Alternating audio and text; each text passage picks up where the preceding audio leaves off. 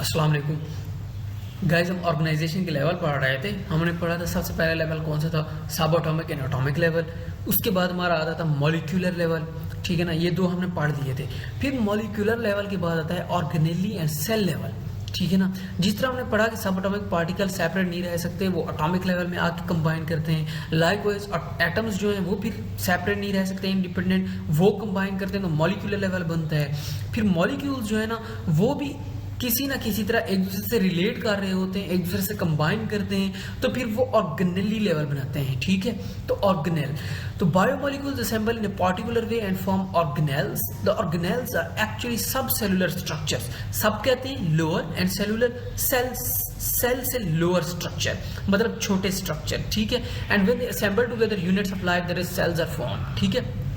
तो अब आ जाता है अगर right in order organelle level, तो सबसे पहले तो पहली लाइन वही है कि biomolecule assemble in particular way and form organelles. अब फिर यहाँ से स्टार्ट करना है कि each type of organelle is specialised to perform a specific function. For example, mitochondria are specialised for cellular respiration and ribosome are specialised for protein synthesis.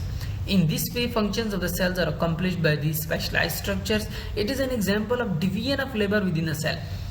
अब ये important concept है डिवीजन ऑफ लेबर। इस पे भी एक question आता है कि what do you understand by the term division of labour, ठीक है ना।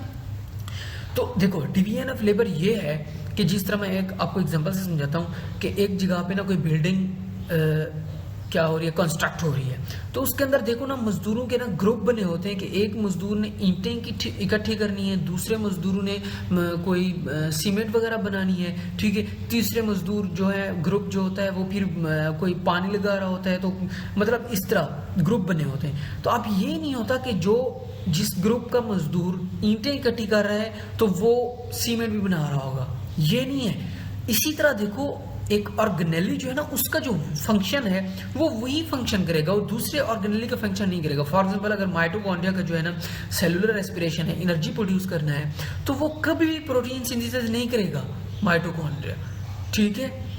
चाहे राइबोसोम्स अपना फंक्शन बिल्कुल भी ना कर रहे हूँ, माइटोकॉन्ड्रिया उनका फंक्शन नहीं करेगा। लाइकवाइज अगर राइबोसोम का फंक्शन प्रोटीन सिंथेसिस है तो राइबोसोम कभी भी किसी भी हालत में एनर्जी प्रोड्यूस नहीं करेंगे, ठीक है। तो ये जो है ना ये डिवीजन ऑफ लेबर है कि भाई डिवीजन हुई है लेबर की, कि हर जो मजदूर है ना उसका काम उसको जो असाइन किया गया, असाइंड है उसका काम, तो उसने वही काम करना है, वो किसी दूसरे मजदूर का काम नहीं करेगा।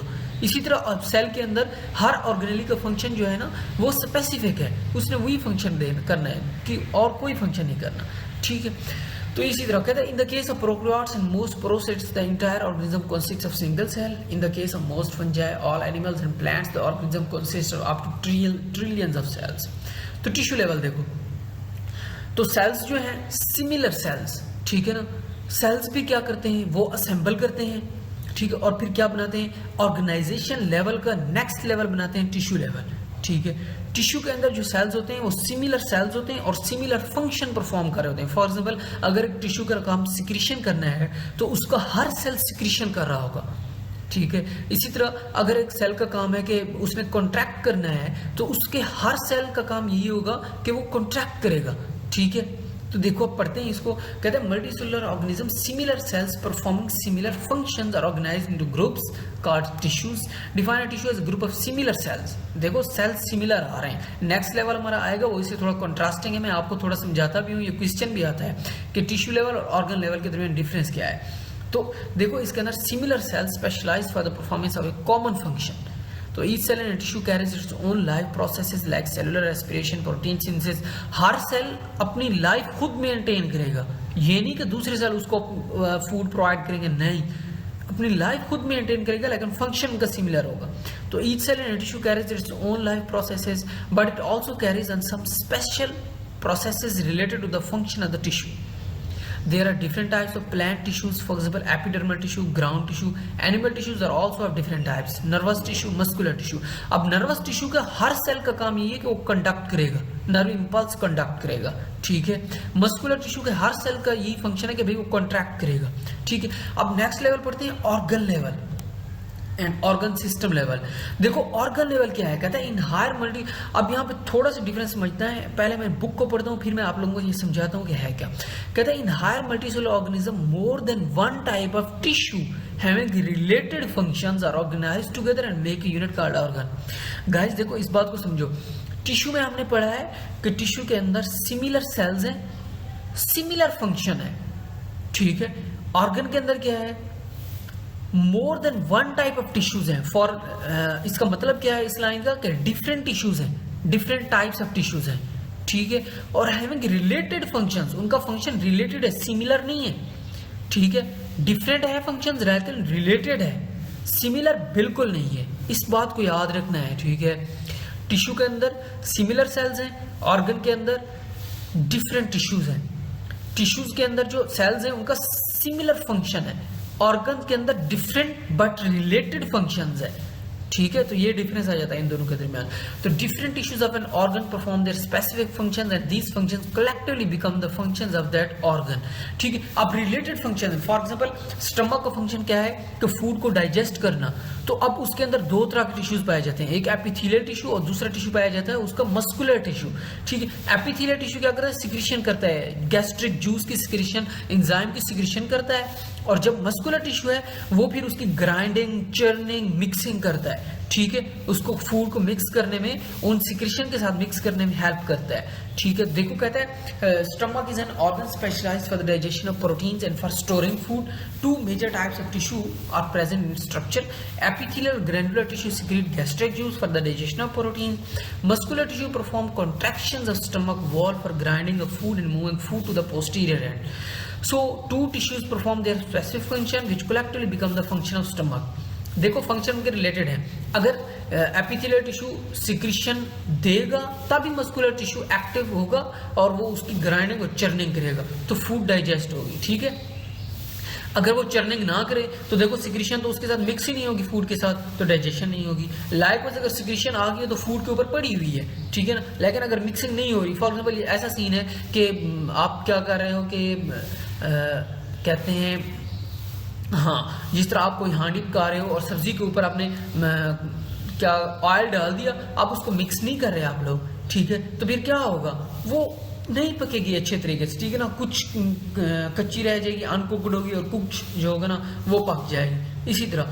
इसी तरह ये है कि स्टमक के अंदर फूड पड़ी हुई है, ठीक है। अब अगर उसके अंदर सिक्रीशन आ गई है, उसको मस्कुलर टिश्यू मिक्स नहीं कर रहा तो वो मिक्स नहीं होगी फूड, वो डाइजेस्ट नहीं होगी, ठीक है। तो इसी तरह दोनों टिश्यूज अपना फंक्शन करेंगे तभी स्टमक का फंक्शन होगा, ठीक है, वरना नहीं होगा।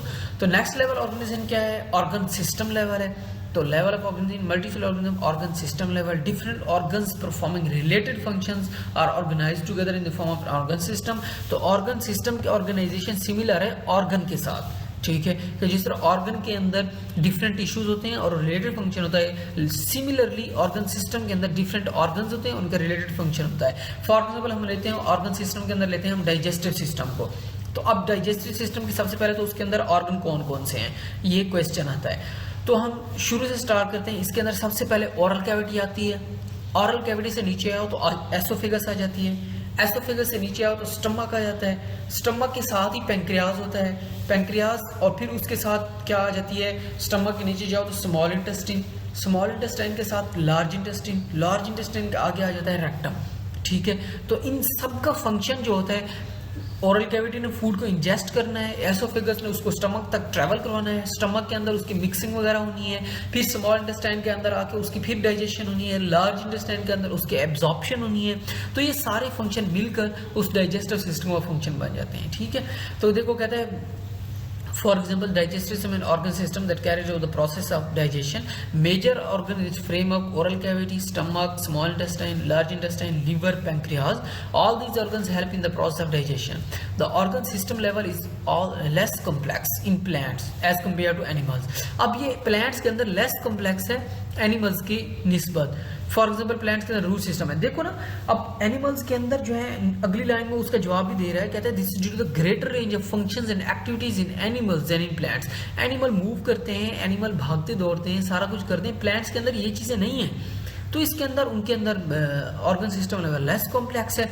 अब प्लांट्स के अंदर डाइजेस्टिव सिस्टम जो हमने जैसे हमने ऊपर पढ़ा है, प्लांट्स के अंदर ऐसा तो नहीं है डाइजेस्टिव सिस्टम कि उनके अंदर इतने ऑर्गन्स हैं, नहीं, तो इसलिए उनका लेस कॉम्प्लेक्स है। ठीक हो गया। तो नेक्स्ट लेवल देखो, इंडिविजुअल लेवल। तो different organs and organ systems are organised together to form an individual organism. तो यही ऑर्गन सिस्टम जिसके अंदर डाइजेस्टिव सिस्टम है, नर्वस सिस्टम है, सर्कुलेटरी सिस्टम है, रिप्रोडक्टिव सिस्टम है, ये सारे सिस्टम मिलके आपस में कोऑर्डिनेट करते हैं और एक इंडिविजुअल बना देते हैं। कहते हैं in organism the functions, processes and activities of various organ and organ systems are coordinated.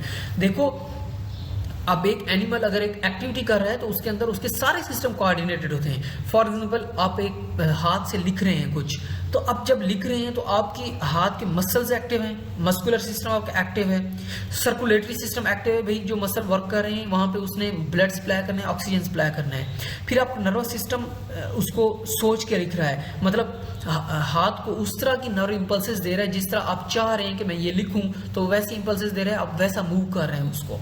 ठीक है ना। तो ये सारे सिस्टम आपस में एक दूसरे के साथ कोऑर्डिनेटेड है और आप लिख पा रहे हैं। बुक की एग्जांपल पढ़ते हैं, कहते हैं when man is engaged in continuous and hard exercise. जब वो हार्ड एक्सरसाइज कर रहे हैं, not only his muscles are working but also there is an increase in the rate of respiration and heart beat. This accelerated rate of respiration and heartbeat supplies more oxygen and food to the muscles with the need for continuous work. ठीक है।